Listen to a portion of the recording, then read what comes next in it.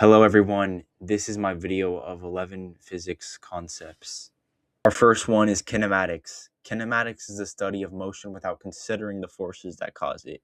It focuses on the concepts such as displacement, velocity, acceleration, and time. Kinematic equations are used to predict how objects move in one or two dimensions. Me throwing this batarang is an example of a real kinematic equation we could solve, but let's move on to the next concept. Newton's first law states that the object at rest will remain at rest, and an object in motion will remain in motion at a constant velocity unless acted upon by an external force, being the law of inertia.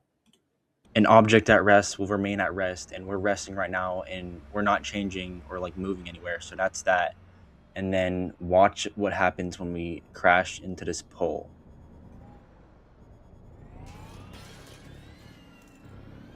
In a non-Lego world, Batman probably would have flown out of his seat upon force of impact by the thing, but he didn't because it's a Lego world.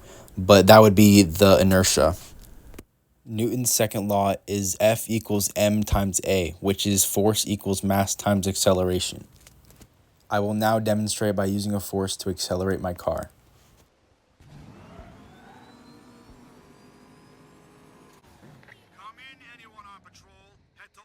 If my car's mass was cut in half and I had the same force, then my car would accelerate twice as fast. Newton's third law states that for every action, there is an equal and opposite reaction. When Alfred punches Batman, the force exerted on Batman with Alfred's fists will equal the force exerted on Alfred's fists by Batman's armor. Free fall is the motion of an object solely under the influence of gravity and not air resistance. The acceleration of gravity is 9.8 meters per second squared. I will now test out free fall.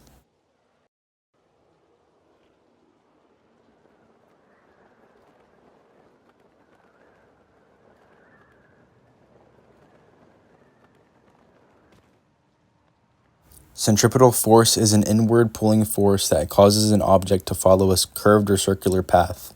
In this Batman movie, Batman uses centripetal force with tension on a rope to maneuver his Batmobile across a corner of a road.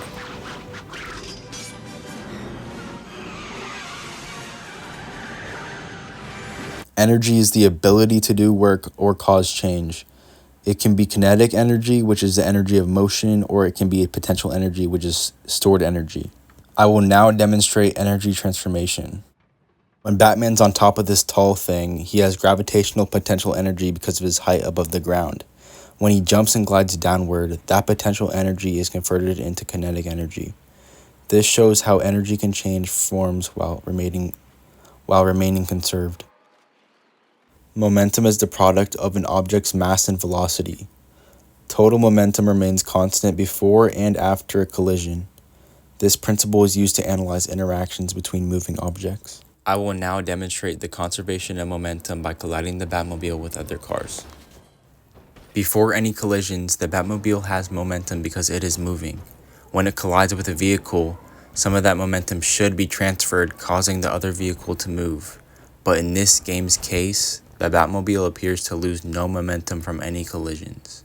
Electrostatics is the study of electric charges at rest. Objects can become positively or negatively charged through the transfer of electrons.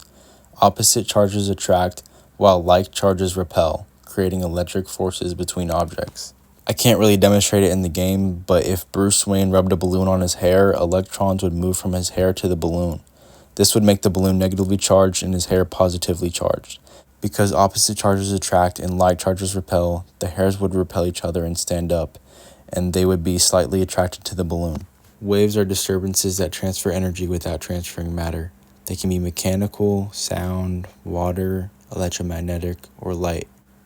Waves depend on wavelength, frequency, amplitude, speed, medium, to determine how fast they travel and interact with their surroundings. I will now demonstrate a sound wave by throwing my alarm ring to distract the enemy by sending frequencies into their ears.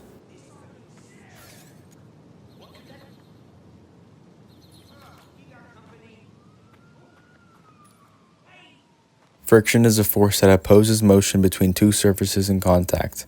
It can slow objects down or prevent them from moving.